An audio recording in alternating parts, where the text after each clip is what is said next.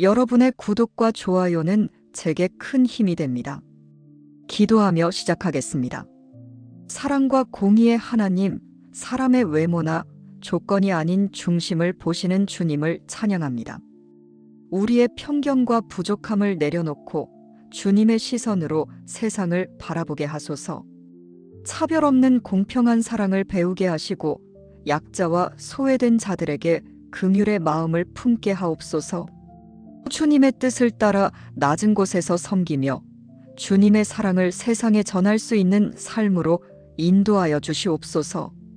우리 주 예수 그리스도의 이름으로 기도드립니다. 아멘. 사람은 외모를 보거니와 나 여호와는 중심을 보느니라. 이 말씀은 사무엘상 16장 7절에 기록된 하나님의 말씀으로 우리가 사람을 평가할 때 얼마나 자주 잘못된 기준을 사용하는지를 날카롭게 지적합니다. 하나님은 이 말씀을 선지자 사무엘에게 하셨습니다. 당시 사무엘은 하나님의 명령을 따라 차기 이스라엘 왕을 선택하기 위해 이새의 집을 방문했습니다. 이새의 아들들 중에는 외모가 출중하고 체격이 뛰어난 자들이 있었습니다. 사무엘은 그들을 보며 왕으로 적합하다고 생각했지만 하나님은 이렇게 말씀하셨습니다. 그의 용모와 신장을 보지 말라. 내가 이미 그를 버렸노라. 사람은 외모를 보거니와 나 여호와는 중심을 보느니라.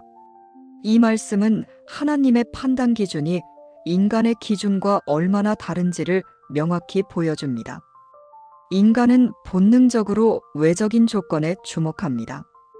우리는 종종 잘생긴 사람을 더 능력 있어 보이고 높은 학벌과 화려한 경력을 가진 사람을 더 신뢰할 만하다고 여깁니다.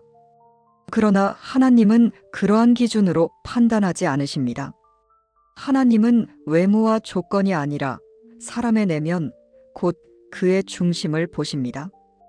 다윗은 이러한 하나님의 기준에 부합한 인물이었습니다. 다윗은 그의 형들처럼 외형적으로 뛰어나지 않았지만 하나님은 그의 중심을 보시고 그를 선택하셨습니다. 다윗은 하나님을 향한 순수하고 신실한 마음을 가졌고 이것이 하나님께서 그를 왕으로 세우신 이유였습니다. 그러나 오늘날 우리는 어떻습니까?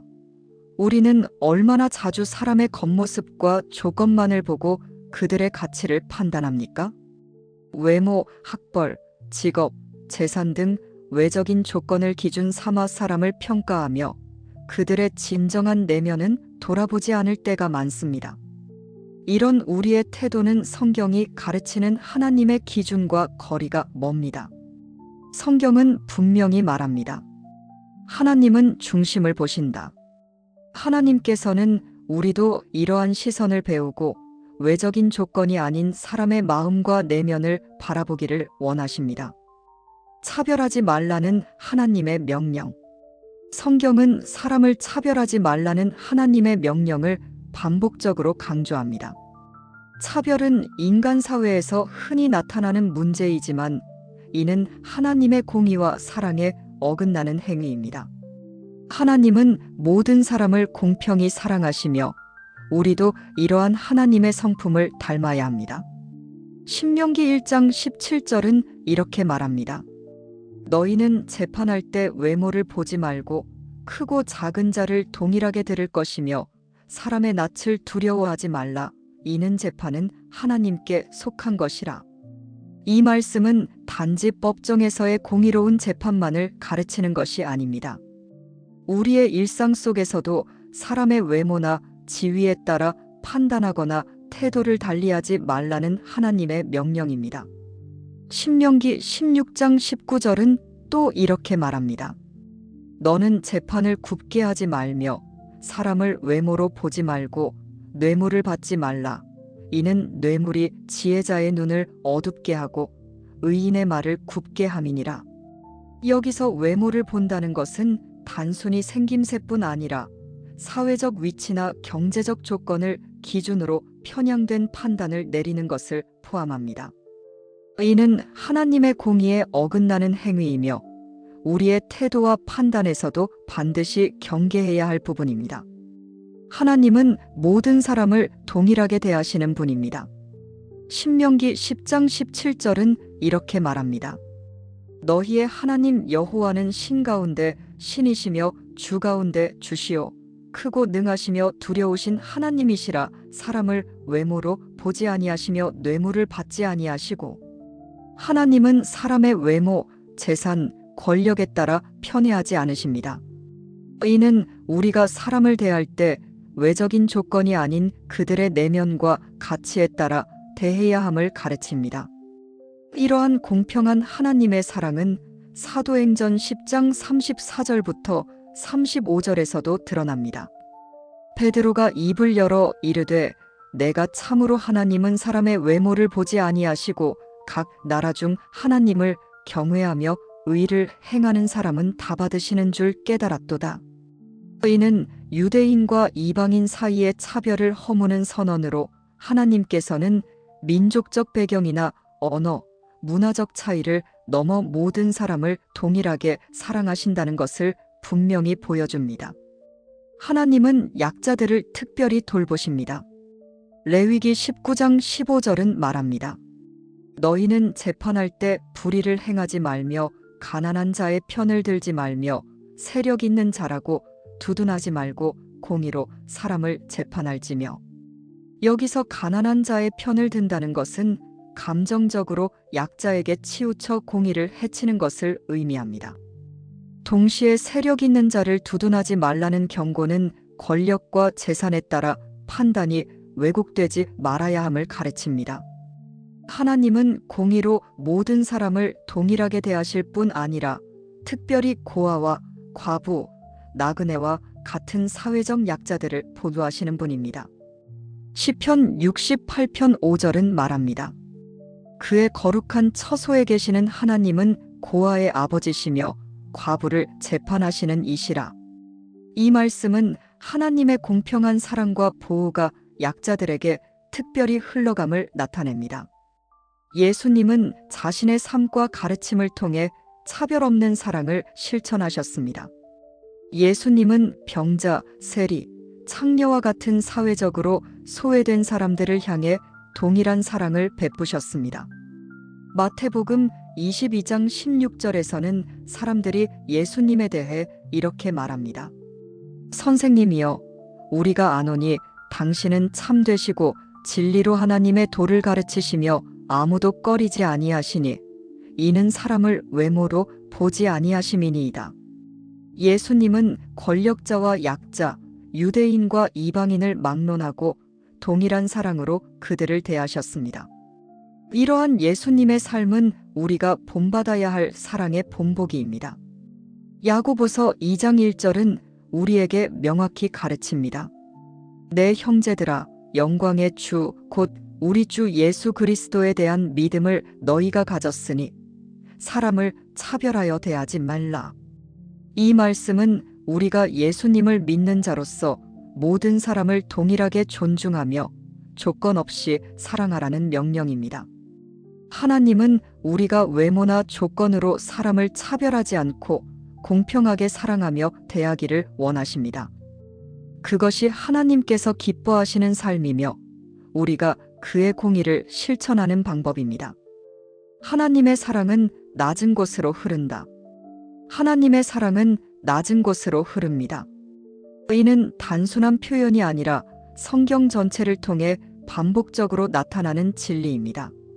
하나님의 사랑은 세상의 기준처럼 강한 자, 부유한 자, 권력자들에게만 머무르지 않습니다. 하나님의 사랑은 연약하고 소외된 자들에게 먼저 다가갑니다. 가난한 자, 병든 자, 억눌린 자, 그리고 희망을 잃은 자들에게 하나님의 사랑은 특별히 흘러갑니다. 성경은 하나님의 사랑이 약자와 소외된 자들에게로 흐른다는 사실을 분명히 가르칩니다. 예레미야 22장 16절은 이렇게 말합니다. 그가 가난한 자와 궁핍한 자를 공의와 정의로 판결하였나니 이것이 나를 아는 것이 아니냐 여호와의 말씀이니라. 하나님께서는 가난하고 소외된 자들을 돌보시며 그들을 위한 정의를 세우십니다. 여기서 하나님을 아는 것은 단순히 지식적인 믿음에 그치지 않고 가난하고 소외된 자들을 돕고 그들의 권리를 지키는 행동으로 나타나야 한다는 사실을 가르칩니다. 시편 68편 5절은 그의 거룩한 처소에 계시는 하나님은 고아의 아버지시며 과부를 재판하시는 이시라라고 기록합니다. 고아와 과부는 당시 사회에서 가장 약한 사람들을 상징합니다. 하나님은 이들을 보호하시고 돌보시는 분이십니다. 하나님의 사랑은 이처럼 가장 연약한 사람들에게 흘러갑니다. 이러한 하나님의 성품은 우리에게 약자를 돌보는 책임과 소명을 상기시켜 줍니다. 사무엘상 2장 8절에서 한나는 하나님의 사랑이 낮은 곳으로 흐른다는 진리를 찬양합니다. 가난한 자를 진토에서 일으키시며 빈궁한 자를 거름더미에서 올리사 귀족들과 함께 앉게 하시며 영광의 자리를 차지하게 하시는도다. 하나님은 단순히 약자를 위로하는 데 그치지 않으십니다. 그는 낮은 자를 높이시고 세상에서 멸시받던 이들에게 새로운 지위를 허락하십니다. 하나님의 사랑은 희망을 잃은 자에게 회복과 소망을 주시는 능력입니다. 예수님의 삶은 하나님의 사랑이 어떻게 낮은 곳으로 흐르는지를 가장 분명히 보여줍니다. 예수님은 세리와 창녀, 병자와 이방인들과 함께 하셨습니다. 그의 사랑은 특별히 소외된 자들에게 흘러갔습니다. 마태복음 5장 3절에서 예수님은 심령이 가난한 자는 복이 있나니 천국이 그들의 것임이요라고 말씀하십니다. 여기서 심령이 가난한 자는 단지 경제적으로 가난한 자만을 의미하지 않습니다. 이는 자신의 연약함과 부족함을 인정하고 오직 하나님만을 의지하는 자들을 뜻합니다. 예수님은 이러한 자들에게 천국이 임할 것이라고 약속하셨습니다. 누가복음 5장 31절부터 32절에서 예수님은 건강한 자에게는 의사가 쓸데없고 병든 자에게라야 쓸데있나니 내가 의인을 부르러 온 것이 아니요 죄인을 불러 회개시키러 왔노라라고 말씀하십니다. 예수님의 사역은 죄인과 병든 자, 소외된 자들을 위한 것이었습니다. 예수님은 세상의 기준으로 멸시받고 외면당하던 사람들에게 다가가셨고 그들을 회복시키며 하나님의 사랑으로 품으셨습니다. 예수님의 삶은 하나님의 사랑이 약자들에게 어떻게 흘러가는지를 분명히 보여줍니다. 하나님의 사랑은 낮은 곳으로 흐르며 우리에게도 그러한 사랑을 실천하라고 명령하십니다. 야고보서 2장 13절은 긍휼을 행하지 아니하는 자에게는 긍휼 없는 심판이 있으리라. 긍휼은 심판을 이기고 자랑하느니라라고 말씀합니다. 하나님의 사랑을 받은 우리는 그 사랑을 다른 사람들에게 흘려보내야 합니다. 그것은 단순히 동정심에 머물지 않고 우리의 시간과 자원을 나누고 연약한 자들에게 다가가며 그들의 아픔을 함께 느끼는 실천적인 삶을 의미합니다. 로마서 12장 16절은 이렇게 권면합니다. 서로 마음을 같이하며 높은 데 마음을 두지 말고 도리어 낮은 데 처하며 스스로 지혜 있는 채 하지 말라. 낮은 자리를 선택하고 그곳에서 하나님의 사랑을 실천하는 삶이야말로 하나님의 뜻을 이루는 길입니다. 하나님의 사랑은 우리가 낮은 자리를 택할 때 우리의 행동을 통해 세상에 드러납니다. 하나님의 사랑은 낮은 곳으로 흐릅니다. 우리는 이 사랑을 본받아 가장 약하고 소외된 자들에게 다가가야 합니다. 그것은 단순히 우리의 선택이 아니라 하나님의 명령입니다. 하나님의 사랑은 우리가 그분의 마음을 품고 행동할 때 비로소 이 세상에 나타나게 됩니다. 이 진리를 기억하며 우리도 그 사랑의 통로가 되어 약한 자들을 섬기는 삶을 살아갑시다. 하나님께서 우리에게 주신 사랑은 우리의 삶을 통해 흘러가 세상 속에서 더욱 풍성히 퍼져나갈 것입니다. 긍휼의 마음을 가지라. 성경은 반복적으로 긍휼의 마음을 가지라고 가르칩니다. 긍휼은 단순히 다른 사람의 고통을 보고 느끼는 감정적인 연민에 그치지 않습니다.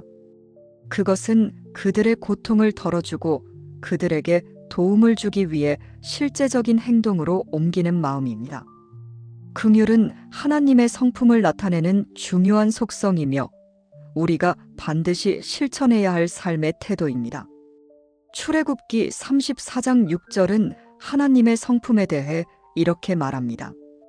여호와라 여호와라 자비롭고 은혜롭고 노하기를 더디하고 인자와 진실이 많은 하나님이라. 하나님은 긍휼이 많으신 분입니다. 그의 긍휼은 우리의 연약함과 죄를 품어주시며 우리의 필요를 채우시는 사랑으로 나타납니다. 우리가 하나님의 형상으로 창조되었고 그분을 따라 살아가야 한다면 긍휼의 마음을 품는 것은 선택이 아니라 필수적인 삶의 방식입니다. 예수님은 긍휼의 삶을 완벽히 실천하셨습니다. 마태복음 9장 36절은 예수님의 긍휼을 이렇게 묘사합니다. 무리를 보시고 불쌍히 여기시니 이는 그들이 목자 없는 양과 같이 고생하며 기진함이라. 예수님은 고통받는 무리들을 보시고 그들의 아픔을 마음으로 느끼셨을 뿐 아니라 그들의 필요를 채우기 위해 행동하셨습니다. 병자를 고치고 굶주린 자를 먹이며 고통받는 자들을 위로하셨습니다. 긍휼은 단순히 고통을 바라보는 데서 그치는 것이 아니라 그 고통을 덜어주기 위한 행동으로 이어졌습니다. 성경은 긍휼이 단지 하나님의 성품일 뿐 아니라 하나님의 백성이 반드시 실천해야 할 삶의 태도라고 강조합니다. 마태복음 5장 7절은 긍휼히 여기는 자는 복이 있나니 그들이 긍휼히 여김을 받을 것임이요라고 말씀합니다. 긍휼히 여기는 마음은 단순히 다른 사람에게 복을 베푸는 것이 아니라 우리가 하나님의 긍휼을 경험하는 통로입니다. 하나님의 긍휼을 받은 자로서 우리는 그 사랑을 다른 사람에게 흘려보내야 합니다. 야고보서 2장 13절은 긍휼의 중요성을 강력히 강조합니다. 긍휼을 행하지 아니하는 자에게는 긍휼 없는 심판이 있으리라. 긍휼은 심판을 이기고 자랑하느니라. 우리가 다른 사람에게 긍휼을 베풀지 않는다면 하나님의 심판 앞에서 긍휼이 여김을 받을 수 없습니다. 그러나 우리가 긍휼을 행할 때 그것은 심판을 이기는 힘이 됩니다. 긍휼은 하나님의 공의와 사랑을 동시에 실천하는 도구입니다. 누가복음 10장 33절부터 34절에 나오는 선한 사마리아인의 비유는 긍휼의 실천적 모습을 잘 보여줍니다. 어떤 사마리아 사람은 여행하는 중 거기 이르러 그를 보고 불쌍히 여겨 가까이 가서 기름과 포도주를 그 상처에 붓고 싸매고 자기 짐승의 태워 주막으로 데리고 가서 돌보아 주니라. 선한 사마리아인은 강도 만난 자를 보고 불쌍히 여겼습니다. 하지만 그의 긍휼은 단순히 동정심에 머물지 않았습니다. 그는 자신의 시간을 들이고 자원을 사용하여 강도 만난 자를 돌보고 회복시켰습니다. 긍휼은 실제적인 도움이 필요할 때 그것을 제공하는 구체적인 행동입니다. 로마서 12장 15절은 긍휼의 시작이 공감에서 비롯된다고 가르칩니다. 즐거워하는 자들과 함께 즐거워하고 우는 자들과 함께 울라. 긍휼은 다른 사람의 고통과 기쁨을 함께 느끼는 데서 출발합니다. 그들의 슬픔에 공감하고 그들과 함께 울며 그들의 필요를 이해하고 도우려는 마음이 긍휼의 핵심입니다. 긍휼은 단순히 동정심에 머물지 않습니다. 그것은 우리의 삶에서 행동으로 나타나야 합니다. 가난한 자를 돕고 병든 자를 방문하며 소외된 자들에게 다가가는 것. 이러한 모든 행동이 긍휼의 실천입니다. 그러나 긍휼의 대상은 특정한 사람들로 제한되지 않습니다. 긍휼은 모든 사람에게 베풀어져야 합니다. 심지어 우리를 힘들게 하거나 미워하는 사람들에게조차 긍휼을 베푸는 것이 예수님께서 가르치신 방식입니다. 결론적으로 긍휼의 마음을 가지는 것은 하나님의 사랑을 세상에 드러내는 중요한 방법입니다. 하나님은 우리가 긍휼을 실천하며 살아가길 원하십니다. 로마서 12장 16절은 이렇게 권면합니다. 서로 마음을 같이하며 높은 데 마음을 두지 말고 도리어 낮은 데 처하며 스스로 지혜 있는 채 하지 말라.